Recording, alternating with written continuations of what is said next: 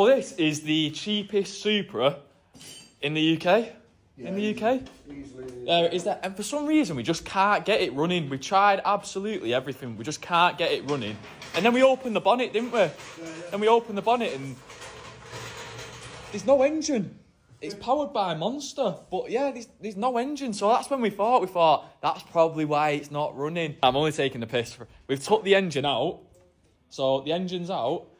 And should I tell you? Yeah, you know what, I'll tell you, I won't keep you on a cliffhanger. It's getting manual swapped. So everyone in the dog had something to say about it being an automatic, naturally aspirated Supra. What now? What now? Now you're just going to have to think of something else as why he's not got the right Supra and why it's the wrong Supra, because it's getting manual swapped. And even better, there's something just there. I can't make out what it is. What's that there? An expensive problem. I don't know. I've not got a clue what that is. But anyway, so if you've got any more problems about what's wrong with the Supra, just comment them down below and we'll take note. But yeah, nice one for watching.